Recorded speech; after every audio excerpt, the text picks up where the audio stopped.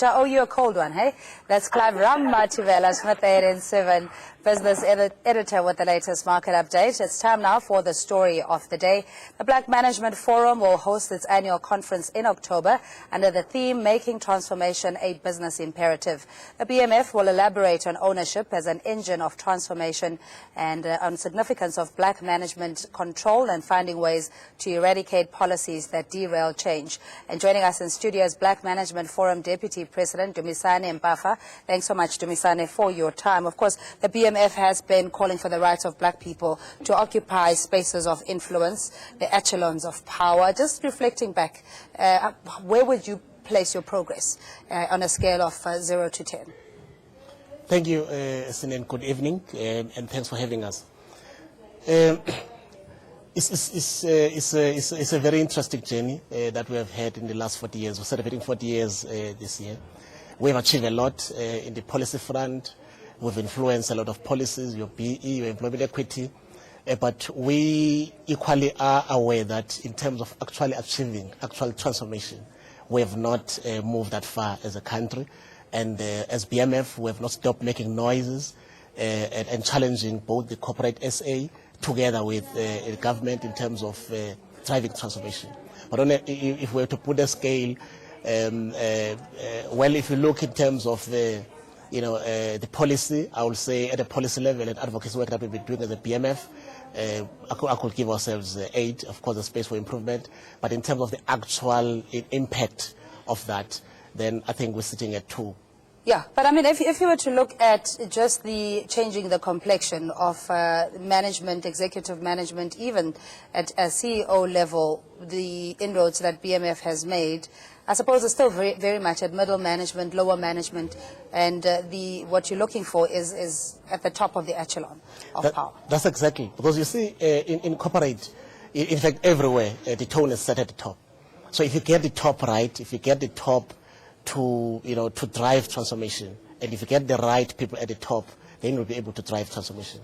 And in fact, we're picking up that the top executives have absolutely no interest in driving transformation. And we have a study, we commissioned a study as a BMF transformation parameter, which actually one of the key findings of the study was that transformation is actually barred by top management. And for us, is that if we are to drive this transformation, we need to make sure that we do something about the top management. If we don't do anything about top management, we can forget about driving transformation. But why is transformation not seen as a business imperative? It's as good as corporate governance and ensuring, because it's not just about profits. It is about the balance of people, environment, and we all thrive in that. Or is that too idealistic? Well, it is. With hindsight, we've learned that. Initially, we've thought that everybody would simply understand the logic in driving transformation. But the reality of the situation is that corporate SA has made more money in the new South Africa than they have ever made in the previous apartheid government. And for them, this transformation that we talk about doesn't really matter to them. And they don't feel the pressure both from government in terms of insisting on them or putting punishment or whatever measures they were to put to drive transformation. So there's no pressure. So we feel that there's this anti-transformation sentiment that is growing up in the private sector. And I mean, there's a study that was conducted by the IOD. They're looking at their members. They call it Director Sentiment Index, and they ask what economic factors are impacting your business, and they listed the top 3 of those. They listed BE as a negative constraint to their business. Now, if you have corporate seeing BE as a risk to their business, what chance are we that we will ever get? But this requires a paradigm shift, and I mean, we've spoken with economic analysts saying that there is that trust deficit and also a leadership vacuum where corporate South Africa, as you were saying, they're entrenched in the economy. They've been doing this for 300 years, if not more, and there is nothing that compels the white monopoly, as it's called, to really transform. They'd rather take penalties here and there, as we've seen in the construction sector. So in that kind of space, how do we expect there will be a paradigm shift if there's one, a lack of trust, secondly, there's also a leadership vacuum or deficiency? You're quite correct, Cindy. It's a very complex one.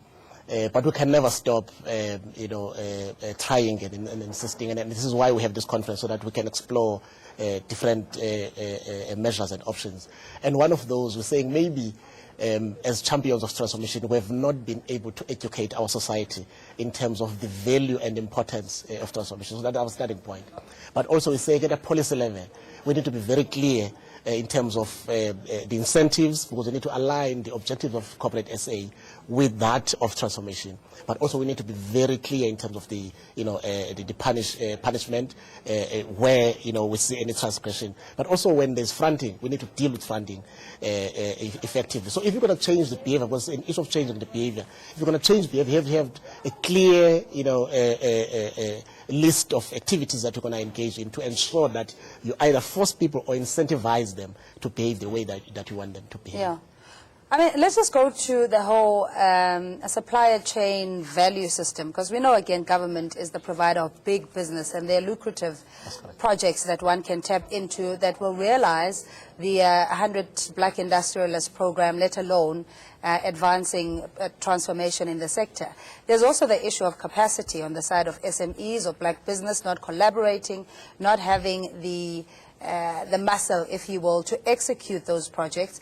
And by law, in procurement, you have to satisfy all those boxes or scorecards. So you're fighting against the policy system on the one hand side, and the other side, a sheer lack of interest from business perhaps. What is the magic wand? What is required here to move things forward? That's very interesting. In fact, we approach this twofold. The first one is that we have realized that as black business people, as black people in general, we do not support each other. We've got so much buying power amongst black people that if we're to use that buying power in a way to influence transformation, we'll be able to get a corporate SA on their knees. They'll be begging for our business, but black people don't ever speak with one voice. That's another area. The other area, as you correctly articulated it, is this area of government. Government is one of the biggest consumer of goods and services. To what extent has government used its buying power in the last 22 years they've been in power to influence transformation? My assessment is that they have not been using it that effectively. There's a lot that we can improve. Even with the triple PFA that we've been talking about, it's actually disempowering black businesses. You compete with white businesses, they secure work easily because of the system, because of the procurement system that we've put out. So one of the arguments that we're putting out is that let's fix the procurement system so that we can be able to use that buying power effectively, without discriminating anybody, but use that buying power effectively so that you can actually, empower and uplift black businesses. Yeah, the president did say he repeals the triple PFA, and are you confident that this will materialize or cascade at least to levels where it matters? Look, we were quite excited when the president made the announcement yesterday that they will repeal the triple PFA. We have been at this for a very long time, arguing with government to say they must repeal this. For now, it's just an announcement at a high level. We'll await and see the final document that will come out from Treasury in terms of if they repeal it, because they're going to repeal it, and the president indicated that they're going to come with the public procurement legislation. We do not know what's going to come out, so we don't want to celebrate that yet until we've actually seen the document. But that legislation need to go. Okay. Just before we let you go, there's a conference coming up early October to celebrate your 40th. Can you believe it? BMF is 40 years old. Lawton Ndlovu was your first president. Who was the first president? Our first president was Eric Mafuna, and there's a whole range of other presidents that followed from there. And Lawton Ndlovu was one of the president, the late Lawton Ndlovu. Out of all the presidents of BMF is Don Mukwanaze and Lawton Ndlovu, who have since passed on. But those are the great leaders. They led us, and we're carrying on what they've been doing all these years. It's been 40 glorious years, and we're celebrating these years as a BMF. But also we are saying we need to produce a blueprint for the country to say how do we transform this society? How do we make sure that ownership is the point where we start? Because if you don't start with ownership, because owners appoint directors and directors appoint the executive. So if we don't deal with the ownership, we're not going to be able to impact transformation significantly. So on the 5th and the 6th, we got a conference. We invite anyone who might be interested in issues of transformation and BE to be part of that conference, an open conference. They can get in touch with the office of the BMF. And on Friday we have our AGM, and of course, as always, every year we have a gala dinner where we award Student Chapter of the Year, Young Professional of the Year. The gala dinner will be on Friday evening. Okay, and tickets are available? Tickets are available for those who want to get those tickets, and they can get in touch with the office. All right, we really appreciate it, Dumisani Mpafa, a BMF Deputy President, and it's the 5th and the 6th, the venue? The venue is Galaga Estate. Galaga Estate, that's the 5th and the 6th of October. Go to bmf.co.za for more details if you're interested in business, a budding entrepreneur, startup. If you're just concerned about issues of transformation to prosper this nation, you can go to their website.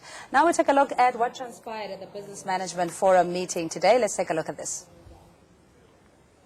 Believes that transformation has been neglected as in reverse gear. BMF says businesses and other institutions have been subscribing to minimalist approaches as far as implementation of transformation is concerned. The problem is because transformation has been neglected.